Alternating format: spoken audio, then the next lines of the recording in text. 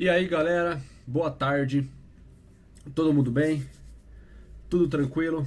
Que bom que mais uma vez estamos aqui para a gente poder estudar aqui mais um capítulo da palavra de Deus, né?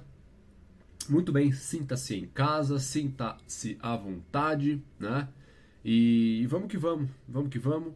Lembre-se também de compartilhar conosco a tua visão, aquilo que você aprender, aquilo que Deus ensinar para você. E, como sempre, pega aí a sua Bíblia, abre aí a sua Bíblia em Marcos, capítulo 9. Leia o capítulo 9 ou antes, ou depois do vídeo, tá bom? Mas é muito importante que você estude por você o capítulo 9, para que você leia, para que você entenda o que a gente está falando aqui e para que você permita que Deus te fale o que você deve aprender, tá bom? Muito bem, então eu convido vocês aí a se prepararem e se quiser pausa o vídeo aí, pega o que tem que pegar. E é de suma importância que você pegue a sua Bíblia, pelo menos a sua Bíblia. Se quiser, pega um lápis, pega um papel, pega uma caneta para você poder fazer algumas anotações, para facilitar, para você poder lembrar, enfim, tá? Vamos lá. Vamos começar aí fazendo a nossa oração, né? Então,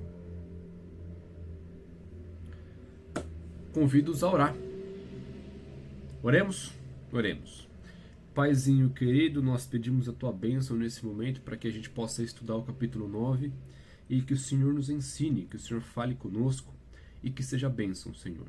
Que possamos entender aquilo que o Senhor quis dizer, que o teu Espírito esteja sobre nós, nos ensinando, nos convencendo do pecado, da justiça e do juízo e transformando a nossa vida a cada estudo. Em nome de Jesus. Amém. Amém, amém. Vamos lá então, capítulo 9 de Marcos. Um capítulo aí com seus 40, com seus 50 versos, né?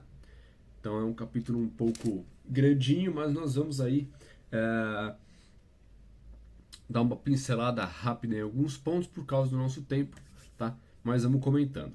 Então o capítulo começa ali com a transfiguração, a famosa transfiguração, onde Jesus sobe no monte com Pedro, Tiago e João, que é a famosa panelinha de Jesus. Pedro, Tiago e João, eles seguem a Jesus. Jesus, em diversos momentos, chama Pedro, Tiago e João separadamente dos 12 discípulos para vivenciarem ali algumas coisas em especial.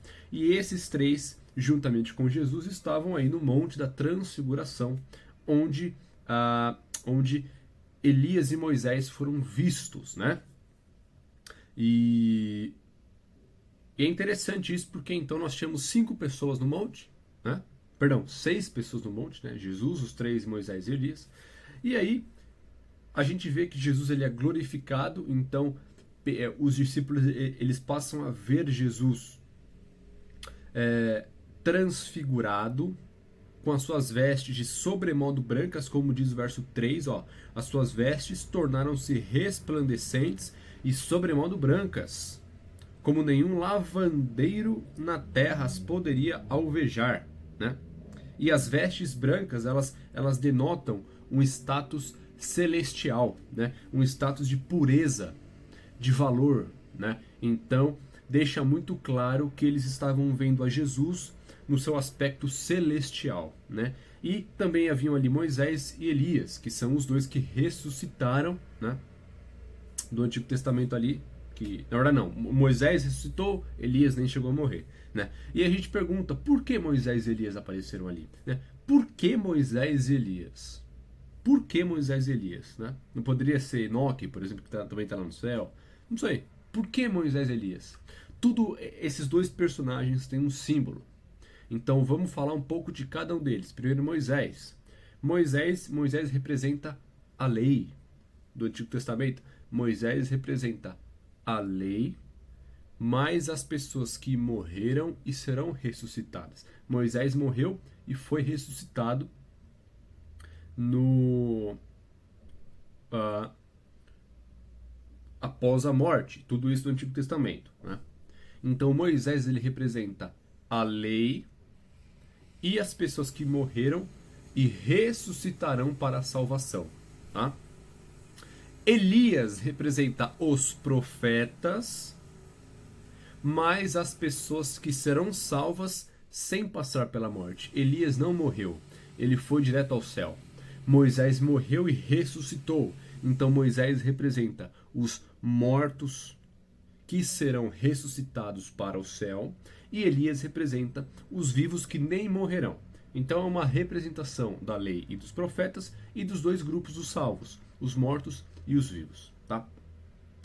Outra coisa que talvez possam dizer aí é que Elias e Moisés apareceram ali em espírito, né? O espírito de Moisés. O que não faz muito sentido. Deixa eu fechar aqui um pouquinho, pessoal. O que não faz muito sentido pelo fato de no verso 5, olha o que Pedro diz. Então Pedro, tomando a palavra, disse: Mestre, bom é estarmos aqui e que façamos 3 tendas. Uma será tua, outra para Moisés e outra para Elias. Então Pedro, ele entendeu que eram pessoas ali. Pedro viu pessoas ali. Ele não viu espírito, ele não viu fantasma. Pedro viu pessoas a ponto de propor a construção de tendas para que essas pessoas habitassem, né? Então essa fala de Pedro nos diz muito sobre aí o momento da transfiguração. Em seguida, nós temos Jesus, ali do verso 9 até o verso 13, onde Jesus ele fala que o Filho do Homem deveria ressuscitar, o que os discípulos ficam meio estranhos, né? Por quê? Porque para o Filho do Homem, Jesus falando dele mesmo, o Messias, para que o Messias ressuscitasse, o Messias teria que morrer. E isso provavelmente não fez muito sentido na cabeça dos discípulos, né? Tanto é que no verso 10, ali do capítulo 9, os discípulos comentam o seguinte: eles guardaram a recomendação, perguntando uns aos outros que seria o ressuscitar dentre os mortos. Como assim ressuscitar dentre os mortos, né? O Messias morrer, né? Então eles não aceitavam muito bem essa ideia. E em seguida nós temos Jesus falando de Elias, fazendo uma referência a João Batista, né? Então Jesus fala que Elias já veio e ele fala sobre Elias, fazendo uma referência a João Batista, tá? Perfeito. Depois disso, no verso 14 até o verso 29, nós temos a cura de um jovem possesso. E essa história é muito interessante, né? Bom, pessoal, rapidinho, eu peço desculpa se está rolando alguns ruídos aí, porque estão mexer em algum lugar por aqui, e não tem como eu evitar aqui o barulho das britadeiras, das coisas que estão acontecendo aí, tá? Mas de qualquer forma, vamos seguir aqui com o nosso estudo, tá bom? Muito bem. Então, nessa situação, Jesus havia saído, né?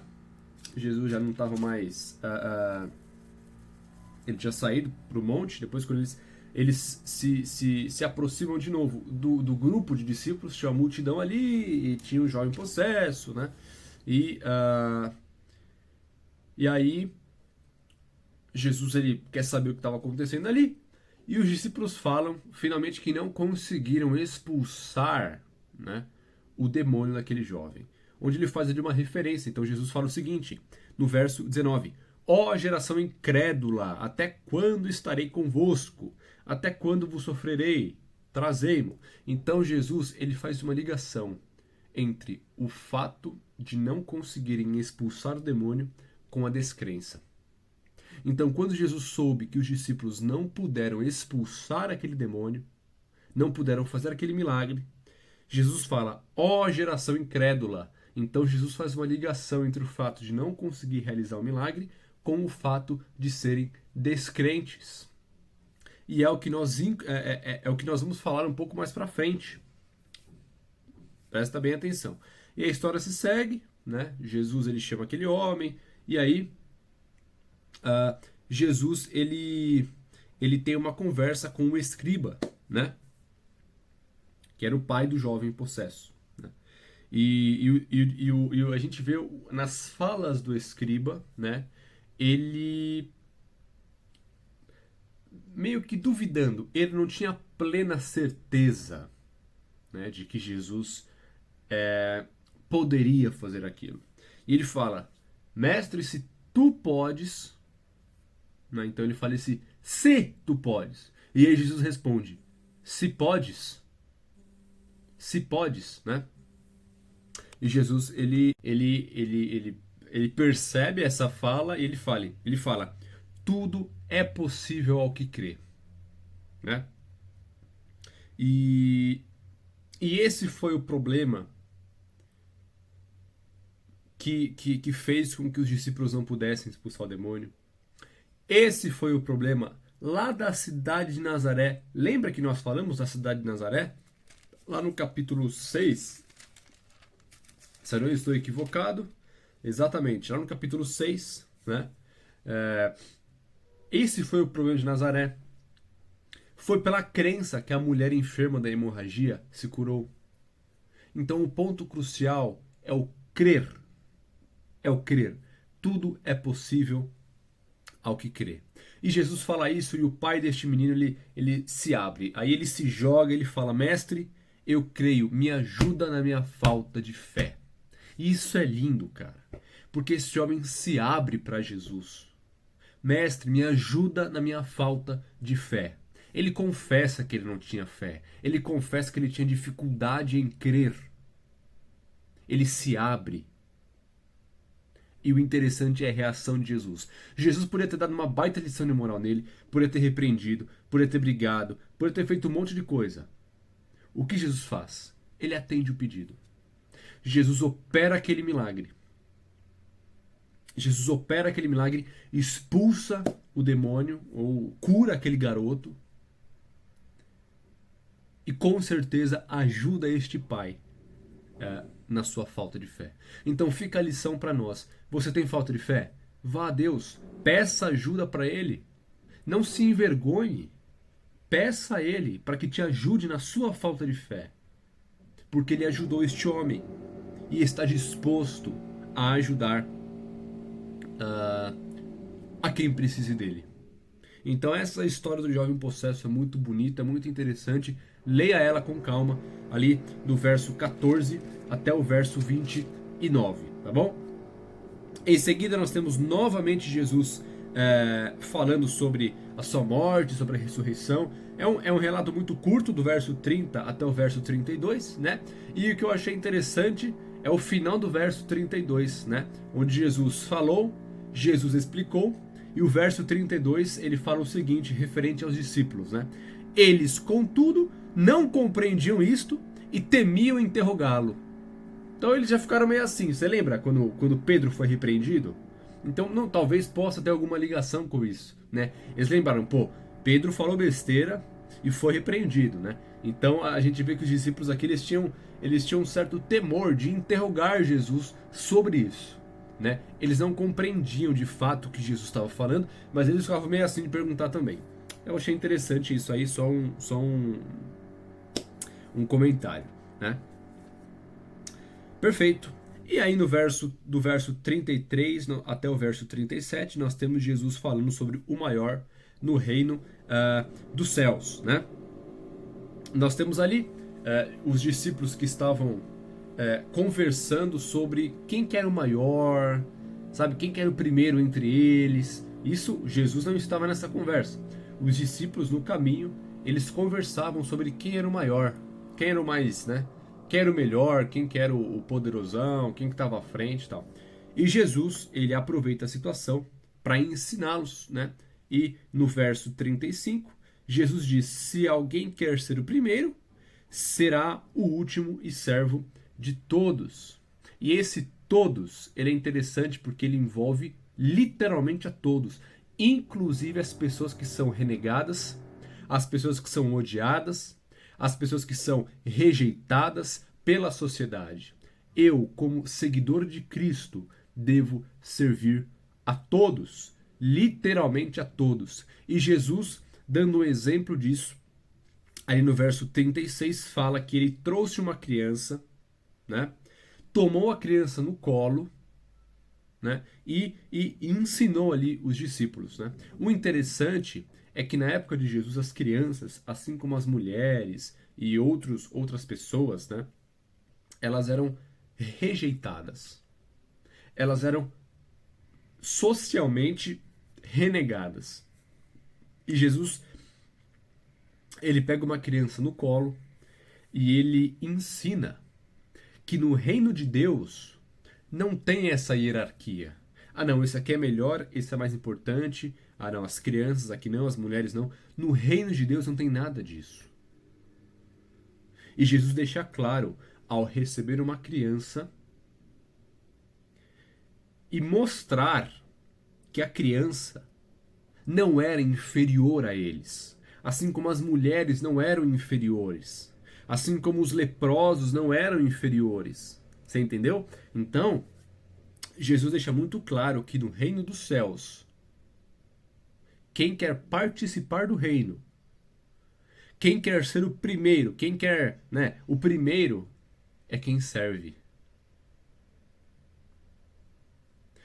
Para se ter parte no reino dos céus, não se pode esperar ser servido como os reis deste mundo, mas deve-se esperar servir.